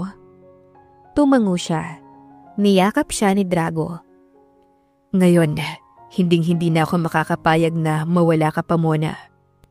Sorry Drago, patawarin mo kung naisip ko ang pagtakas. Hindi sana nahirapan si Dea at hindi ka sana nangulila. Shh! May rason ang lahat ng bagay. Naniniwala ko na may plano ang tadhana sa atin. Nagkatitigan sila at ilang sandali pa ay naglapat ang kanilang mga labi. Ngunit alam nilang parehas na hindi sila maaaring manatili rito sa sala dahil maaaring makita sila. Sumunod na lang din si Mona nang dalhin siya ni Drago sa silid nito. Walang pagtutol sa puso't isipan niya. Lahat ay umaayon sa kanila ang gabing ito. Marahan siyang inihiga ni Drago sa malambot nitong kama. Nakangiti ito habang pinagmamasdan siya. Wala ka pa bang gagawin? Pilyong tanong pa niya. Napakasarap mong pagmasdan. Hindi ako makapaniwalang nasa harapan na ulit kita, Mona. Hinaplos niya ang mukha nito pababa sa dibdib at tiyan ni Drago. Hindi to panaginip, Drago. At kung panaginip man, napakagandang panaginip naman ito. Tipong ayaw ko nang magising. Sambit niya. Hinaggan siya ni Drago ng mariin at malalim hanggang sa sila'y naging isa na muli. Nagising si Mona na masakit ang pagitan ng kanyang perlas. Hindi na siya virgin. Isa na nga ang anak nila. Ngunit sa tagal ba naman na wala siyang dilig, ay halos hindi na siya tinigilan ni Drago. Naramdaman niyang mahapdi ang pagitan nito. Tila ba hindi siya makalakad. Napasobra yata si Drago sa gigil at pagkasabik nito. Ngunit pagtingin naman niya sa tabi niya ay wala na ito. Tanghali na rin kasi. Nasinaga na nga siya ng araw eh. Pinilit niyang normal na lumakad upang hindi mahalata ng mga kasama nila sa bahay. Nakakahiya naman kasi dahil parang bumalik siya sa pagiging dalaga. Gising ka na pala. Good morning. Sana sa silid ka na lang. Iyahatid ko naman ang almusal mo eh. Si Dea pumunta na sa lolo niya upang bumisita. Wala namang pasok eh. Pinayagan ko na, nangungulit kasi. Tumango na lamang siya. Drago, ang trabaho ko kay Ate Grace. Hindi na siya nito pinatapos. Hindi mo na kailangan bumalik doon dahil hindi ako papayag mo na. Hindi naman ako babalik dahil talagang hindi ka napapayag. Gusto ko lang magpaalam sa kanila ng maayos. Sige, sasamahan kita upang makapagpaalam ka ng maayos sa kanila. Nakangiting sagot naman ito na ikinatuwa niya. Iha, mukhang puyat at pagod ka. Maloko ang ngiti ni Manang Sally. Nasamid tuloy siya kaya mas lalo itong napangiti. Pinagdaanan ko na rin ng ganyan. Masaya naman ako na itong si Drago ay wala ng lumbay dahil sa inyong mag-ina. Manang Sally talaga. Wika pa ni Drago. Tears of joy ito. Naiiyak ako kasi may pamilya ka na, buo na. Nadadala din tuloy siya kay Manang Sally, umagang umaga. Ngunit gaya nga ng sabi ni Manang Sally, buo na sila. Wala na ba akong magagawa, Mika? Hindi makapaniwala si Shane na maging ang ama ni Drago ay gustong-gusto si Mona. Bakit ito pa? Bakit hindi siya? Hindi ba siya nanatili sa tabi ng mag-ama? Ginawa naman niya ang lahat Minahal niya si Drago kahit may mahal itong iba at kahit hindi siya nito pinapansin. Nanatili siya sa tabi nito sa pinakamadilim na sitwasyon ng buhay nito. Umiiyak siya kapag umiiyak ito at mas nasasaktan siya kapag nasasaktan ito. Bakit hindi na lang siya? Bakit? Ma'am, maganda ka po, pero hindi lang siyang lalaki sa mundo. Naniniwala ko na may mahanap ka pang mas gwapo, mas mayaman at mas mamahalin ka. Ngunit hindi ito ang nais niyang marinig. Mika, mahal ko si Drago at hindi ko kayang mapunta siya sa babaeng yun. Nilagok lahat ni Shane ang alak. Nasa bar siya ngayon. Nilulunod ang kanyang sarili sa alak upang kahit papano mabawasan ang sakit na nararamdaman niya. Hindi niya kaya habang sinasabi ng ama ni Drago na gustong-gusto niya si Mona para sa anak nito. Gusto niyang magwala sa sobrang sakit na nararanasan niya ngayon. Samantalang si Mona at Drago naman ay gumayak patungo sa karinderya ni Grace upang makapagpaalam ng maayos. Dumito ka na lang muna, Drago. Hindi mo na kailangang sumama sa loob. Bilin pa niya. Bilang respeto ay sinunod na lamang niya ito. Ngunit lumabas siya sa kotse upang magpahangin. Si Mona ay dumiretso na sa loob. Pre, napalingon siya kay Manuel. Bumati naman siya pabalik. Ikaw pala, Manuel. Tanda mo pa pala ang pangalan ko. Natawa pa ito. Pasensya ka na sa naging asal ko nitong nakaraan. Sobra na ako sa mga nasabi ko. Parang pinipigilan ko na si Mona sa desisyon niya. Sa totoo lang, nag-aalala lang talaga ako sa mag-ina. Ngunit wala akong masamang intensyon. Pasensya ka na sa inasal ko. Nauunawaan kong nag-aalala ka lang, Manuel. Ngunit ngayon ay hindi mo na kailangan mag-alala. Nandito na ako. May poprotekta na sa mag-ina ko. Hindi ko sila pababayaan. Mahal ko sila, Manuel. At mahal ko din si Mona. Ngunit ang pagmamahal ko ay hindi makakasakit at hindi makakasabagal sa kaligayahan niya. Ikaw ang kaligayahan niya, pare, at irerespeto ko yun. Inirerespeto din kita, Manuel. Isa kang tunay na lalaki. Bilib ako sa'yo. Nakipagkamay pa siya rito. Sa panig naman ni Mona ay maayos siyang nagpaalam kay Grace. Nalulungkot pa nga ito dahil sa biglaan niyang desisyon na pag-alis ngunit mas nangingibabaw ang saya nito. Mona, si Manang ba nakausap mo na? Paniguradong nagtataka yun dahil wala na kayo sa kubo niya. Galing siya dito nung nakaraang araw lang. Sabi ko'y marami ka lang inaasikaso. Malungkot siyang napangiti. Hindi ko pa alam kung paano ko ipapaliwanag sa kanya ang lahat. Natitiyak kong babahan ng luha kapag nagpaalam ako. Ngunit ito na ang buhay ko ngayon, Ate Grace. Ito ang tadhana ko. Si Drago pa rin talaga ang ending ko. Parang fairy tale lang ano. Nakakatuwa naman. Matapos ang pakikipag-usap ay nagpaalam na sila. Manuel, niyakap niya ito. Isa kang mabuting kaibigan at hinahayaan kita sa pagiging tapat mo. Maraming salamat dahil naging sandalan ka rin namin ni Dea. Nung mga panahon na gipit ako, hindi kita makakalimutan bilang isang napakabuting kaibigan sa amin ni Dea. Dumiretso naman sila sa bahay ni Manang. Si Manang na mula umpisa ay nasa tabi na niya. Nagulat pa nga ito sa biglaang pagsulpot niya. Iha, kamusta ka? Naitanong kita kay Grace kasi wala ka na sa kubo, pati si Dea. Niyakap na lamang niya ito imbes na sumagot. Iyak lamang ng iyak si Mona. Oh, bakit ka iyak ng iyak? Patay na ba ako? Biro pa nito. Manang naman eh. Natawa ito. Bakit nga? Hindi ka magpaliwanag, inuna mo pa ang pag-iyak. Sinermonan pa siya nito. Ganito na talaga ito noon pa man. Akala ng iba'y masungit at masama ang ugali ngunit hindi. May mabuti itong puso para sa lahat. Habang kinikilala niya, ito ang tumayong magulang sa kanya. Hinding-hindi niya makakalimutan ang kabutihan nito. Nakita na po namin ni Dea ang papa niya. Si Dea ho ay isa ng heiress. Totoo ba?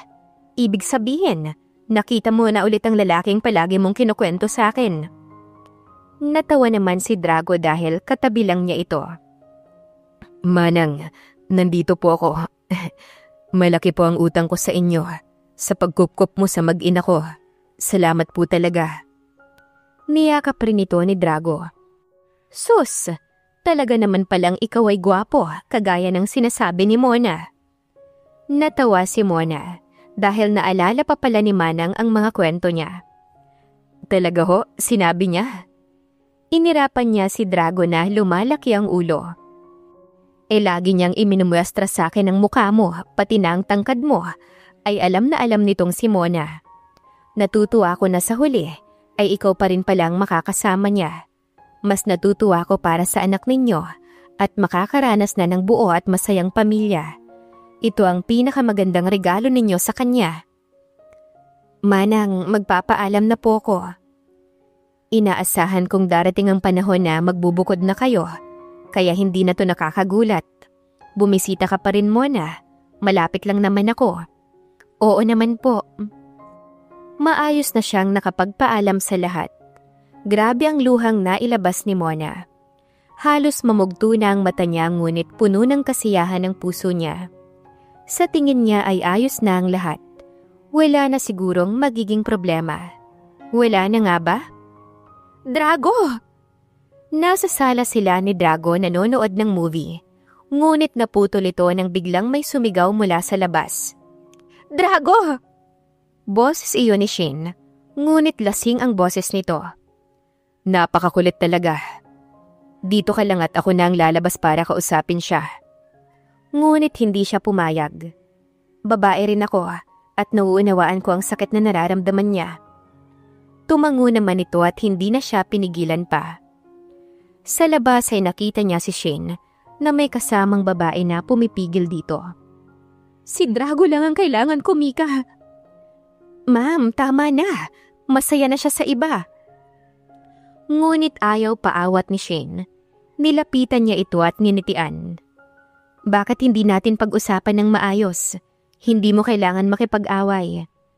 Mahinahon niyang alok sa dalaga. Ngunit bigla itong lumuhod. Hindi mo kailangan lumuhod. Pinapatayo ito ni Mona ngunit matigas si Shane. Wala siyang magagawa kahit lumuhod pa ito o lumuha ng dugo. Hindi niya isusuko ang taong mahal niya. Hindi na ulit mangyayari ang nakaraan. Babae rin ako kaya naiintindihan kita. Ngunit hindi mo pwedeng hilingin sa akin na iwan ng taong bumuo sa akin ulit. Pakiusap. Mahal na mahal ko si Drago. Call me whatever you want, Mona. Okay, desperada ako. Tanga ko o boba pagdating sa lalaki. Ngunit si Drago lang ang makakaayos sa akin. Sa akin na lang si Drago, pwede ba? Hindi pwede, Shane. Pasensya na pero wala akong magagawa para sa'yo. Sa tamang panahon, maghihil ka rin. Isang umaga, magigising ka na lang na ayos ka na pala. Nawala na ang sakit. Ma'am, tara na po. Aya ni Mika ngunit iyak lamang ng iyak si Shane. Napasulyap siya kay Drago na sumenyas na alalayan si Shane para ipasok. Ayaw man ito ay wala itong choice kundi sundin siya. Lasing na lasing kasi ito, kaya ayaw na niyang pauwiin pa ang dalaga. Si Mika ay inalok na rin niyang magpahinga at bukas na lang umuwi kapag wala ng tama ng alak si Shane. Sigurado ka bang ayos lang si Shane na nandito? Hindi ba dapat umuwi na lang sila? Sasakit lang ang ulo mo muna. Drago, naging masungit man siya sa akin at ininsulto man niya ako ay hindi ko pa rin siya matitiis. Napabuntong hininga ito. Ay, sige. Basta kapag may naging problema, sabihin mo kaagad. Tumango na lamang siya bago pinauna si Drago sa silid nila. Siya naman ay dalang maligamgam na tubig at bimpo ay pinuntahan si Shane. Sinimulan niya itong punasan. Ilang sandali pa'y napansin niyang gising na ito. Itinuloy na lamang niyang ginagawa hanggang sa mapansin niyang umiiyak na ito. Magana ang mga mata mo. Paniguradong kanina ka pa umiiyak. Tama na. Bukas ay hindi ka na makakakita. Bakit mo ginagawa to? Dapat ay galit ka sa akin dahil sa mga inasal ko sa'yo. Hindi mo dapat kaawaan ng isang desperadang babae. Tapos na ako sa pagtatanim ng sama ng loob, Shane. Ayoko na sa pakiramdam na yon. Napakabigat. Para akong nakakulong sa dilim. Gusto ko na lamang ng tahimik at simpleng pamumuhay. Wala akong ibang dasal kundi ang maging masaya kami ni Dea. 10 taon kaming nagdusa dahil sa maling kaisipan ko. Shane, pagod na ako. Natahimik ito. Pasensya na. Nautal pa ito. Hindi naman ako nagtanim ng sama ng loob o nagalit sa'yo eh. Shane, makakahanap ka rin ng taong susuklian ng pagmamahal na binibigay mo. Nangingilid ang luha ni Mona na lumabas sa silid. Dumiretso na siya sa silid nila ni Draco. Oo, tabi na sila nitong matulog. Ayaw na kasi nitong mahiwalay pa sa kanya. Mona, proud na proud ako sa'yo. Yakap siya ni Drago habang nakahiga sila. Bukod sa napakatapang mo, ay napakabait mo pa. Iyan ang dahilan kung bakit ka ginagabayan. Ginagawa ko lang kung ano ang alam kong tama. Walang maidudulot ang galit, Drago. Lalamunin lamang nito ang enerhiya mo hanggang sa makulong ka sa sakit. Hinagkan siya nito ngunit saglit lang. Pakasalan mo ko, Mona. Napaawang ang labi niya. Ha? Tama ba ang rinig ko? Bakit ang bilis naman yata? Takang tanong pa niya. Mona, mabilis pa ba to sa'yo? Dapat ay noon pa man, hindi ba? Pakasalan mo na ako, Mona. Dalhin mo na ang apelyido ko upang maipangalandakan ko sa mundo na akin ka lang. Hinaplos niya ang mukha ni Drago. Oo naman, magpapakasal ako sa'yo. Bakit? May iba pa ba akong lalaki na nais pakasalan? Ikaw lang, Drago. Sinubukan lamang tayo ng tadhana, ngunit ikaw at ako pa rin ang hantungan. Tuwang-tuwa si Drago sa sagot niya. Bukas na bukas ay ibabalita nila ito sa ama niya. Malapit na rin namang lumabas ang daddy ni Drago. Ilang araw na lang. Maagang gumising si Mona upang tignan si Shane. Ngunit pagpunta niya sa silid na tinulugan nito, ay nakahanda na itong umalis. Gising ka na pala. Hindi man lang ba kayo magkakape? Ngumiti ito bago sumagot. No need. Salamat sa pagpapatuloy mo kagabi. Mauna na ako. Baka mahuli pa ako sa flight ko. Sa tingin ko, Mona, ito na ang huling makikita mo ko. Sa tingin ko ay marami pang pagkakataon. Masaya ko na nakita mo na ang halaga mo, Shane. Binabati kita. Magiging masaya ko kahit na mahirap sa ngayon. Inihatid na lamang niya ito ng tingin habang palabas ang sinasakyan nitong kotse. Nakausap mo siya. Gulat na gulat si Manang Sally. Opo, maayos naman na po, Manang Sally. Sa tingin ko ay kailangan niya lang talaga ng payo. Masaya ko para sa kanya. At sana mahanap niya na ang taong para sa kanya. Napakabait mo talaga. Naniniwala ako na darating din ang panahon na makikilala niya ang taong para sa kanya. Sang-ayon ni Manang Sally. Araw na ng paglabas ng ama ni Drago. Sila ni Dea ay naghihintay sa labas dahil si Drago na ang nag-ayos ng hospital bills nito. At saglit lang naman daw dahil hinihintay na lamang ang reseta ng doktor nito. Lolo! Masayang-masaya si Dea nang salubungin nito ang lolo nito. Dea, huwag mo na munang kulitin si Lolo. Baka mabinat. Saway ni Mona sa anak. Natawa naman ang lolo nito. Magaling na ako. Hindi mo na kailangan mag-alala pa. Masamang damo yata ito. Biro pa nito. Si Drago naman ay inalalayan ng ama nito na ikinangiti ni Mona. Masaya siyang kahit papano. Maayos na ang relasyon ng mag-ama at may pag-asa na itong ma-restore. Nasabi na ni Drago na ikakasal na kayo. Dapat ay pag-usapan na natin yan pag-uwi. Dad, mas magandang makarecover ka na talaga. Jen, pakibantayan sana ng maayos si Dad. Wika pa nito sa caregiver ng ama nito. Opo, sir. Sagot ni Jan. Dumiretso na sila sa bahay ng dad ni Drago dahil ayaw naman itong makisama sa kanila kahit maayos naman ang mag-ama. Hindi pa naman daw kasi ito mahina. Kaya pa raw nito at hindi naman na nila ito pinilit pa. Gusto kong mag-propose ng maayos sa mommy mo, anak. Pwede mo bang matulungan si Papa? Abala sa panonood ang anak niyang si Dea nang istorbohin niya ito. Si Mona kasi abala naman sa pagluluto ng specialty nito katuwang si Manang Sally. Ngunit ilang araw na kasi siyang isip ng isip, ay wala pa siyang masyadong nagiging ideya. Paano nga ba siya makakapag-propose na mapapaiyak nila si Mona? Hindi sapat na inaya niya lamang basta si Mona na magpakasal na. Nais niya ay may surprise proposal at ang anak nilang si Dea ang katuwang niya. Papa, may naisip ka na ba? Curious na tanong ni Dea. Natatuwang sumagot siya. Sa totoo lang anak ay wala pa. Papa, ayos lang ba? May suggestion ako. Tumango siya at pinakinggan ng anak. Gusto mo po papa kunwari nalunod ka? Anak, parang too much naman na yun. Natakot siyang makatay ni Mona. Pagsilosin po kaya, kunwari ay may nahuli kong kasama mong babae, tapos sasabihin ko sa kanya ang place, tapos doon na po magaganap ang proposal kapag galit na si mama at handa ka ng bugbugin. Magandang ideya. Matalino talaga ang anak niya. Nakaka-proud talaga para kay Drago. Anong pinag-uusapan niyong mag-ama dyan? Hindi niyo ba ako isasali? Mukhang hindi naman narinig ni Mona ang usapan nila. Nakahinga sila ng maluwag. Iniba na lamang ni Drago ang usapan at nilibang si Mona. Nakabili na rin siya ng singsing at talaga namang napakaganda nito. Naipakita na nga niya ito sa kanyang ama. Nadalaw na rin nila ang ina niya sa puntod at naipakilala si Mona at ang apo nitong si Dea.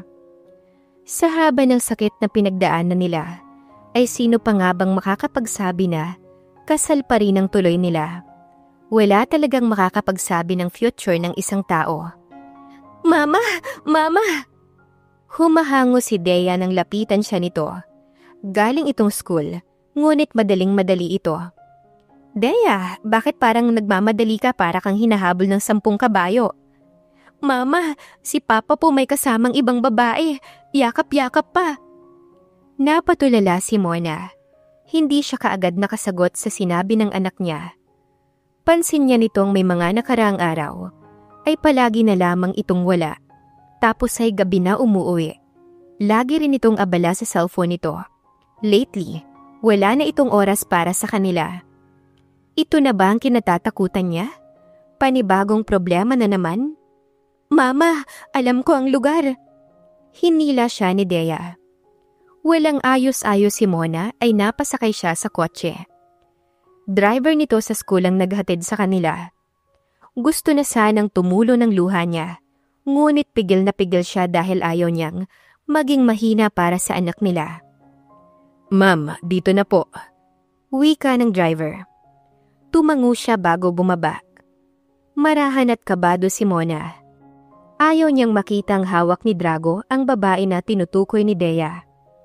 Mama, sa unahan pa. Tumango naman siya bago nilakasan ang loob. Dumiretso na lamang siya hanggang sa makita si Drago. Napakasama mo! Dito na bumagsak ang mga luha na kanina pa niya pinipigilan. Iyak siya ng iyak nang biglang lumuhod si Drago. Natigilan siya saglit at napatingin sa paligid. Nandito rin pala ang ama nito at si Manang Sally. Si Dea naman ay kilig na kilig habang nakatingin sa kanila. Sabi ni Dea may... Pinutol siya ni Drago. Wala akong ibang babae, Mona. Ginawa ko lang yun para isipin mong may babae ako kapag sinabi ni Dea sa'yo. Ito talaga ang plano namin. Gusto ko kasing masurprise ka. Mona, please marry me. Nagsusumamo si Drago sa kanya habang nakaumang ang singsing. Oo naman, sinabi ko naman na sa'yo hindi ba? Palaging oo ang magiging sagot ko. Isinuot naman ni Drago ang singsing sa kanya. Palakpakan ng mga taong nasa paligid nila. Masayang masaya rin si Dea dahil tagumpay ang usapan nilang mag-ama. Naisahan ninyo kong mag-ama, kayo talaga? Naiiling na sabi pa niya. Lumapit na sa kanya si Manang Sally upang bumati. Ang ama naman ni Drago ay marami pa raw plano para sa kasal at ito na raw ang bahala sa lahat. Hindi na nila ito pinigilan sa nais nito dahil ito na lamang ang kaligayahan ng matanda. Dumating ang araw ng kasal mula sa isang buwang paghahanda.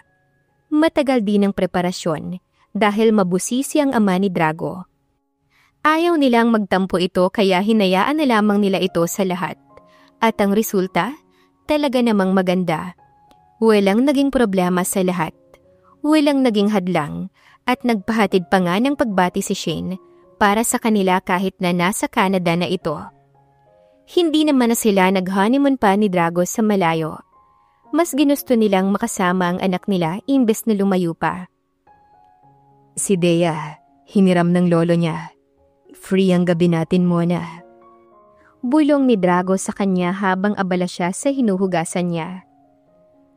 Napagpasyahan niya na wag na munang kumuha ng kasambahay. Si Manang Sally ay may edad na at hindi na ito pabata para magsilbi pa. At gusto na rin naman niyang siyang kumikilo sa bahay at hindi inaasa ang mga gawain. Wala naman siyang trabaho.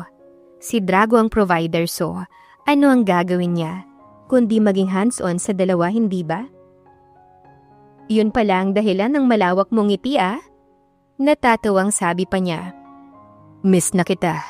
Hindi natin magawa dahil palaging nasa tabi natin si Dea.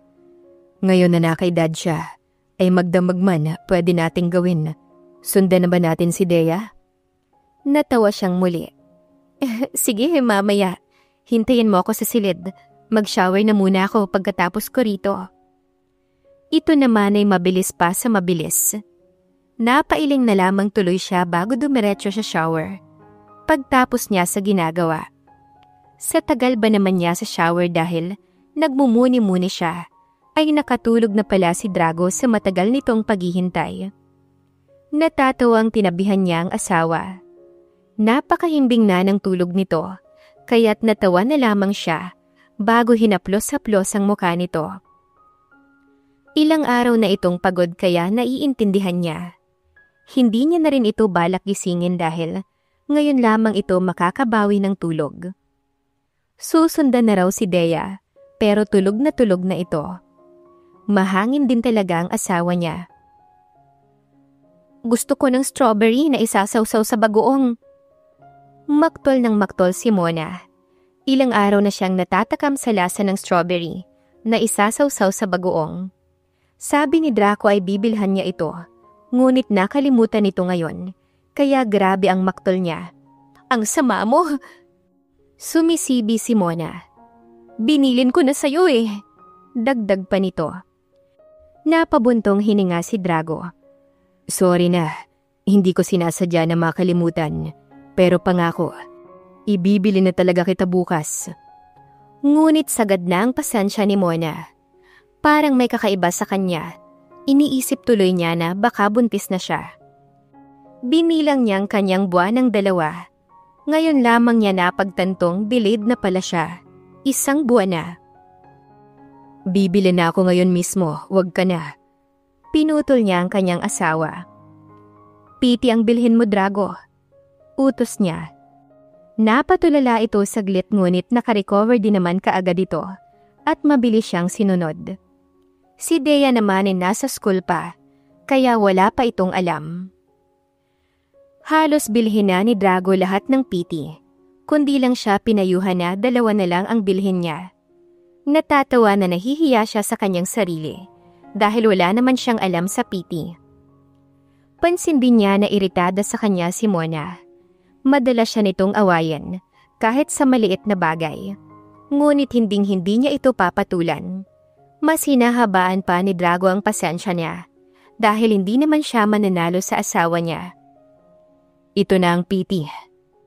Nanginginig pa ang kamay niya nang iabot niya ito. Pumasok na si Mona sa banyo habang siya naman ay nag-aabang ng balita. Ilang sandali pa'y lumabas na ito hawak ang 2 piti. Ngumiti ito sa kanya. Ito na ang hiling ninyo ni Dea. Niyakap niya ang asawa. Maraming salamat. Si Dea, magiging ate na siya.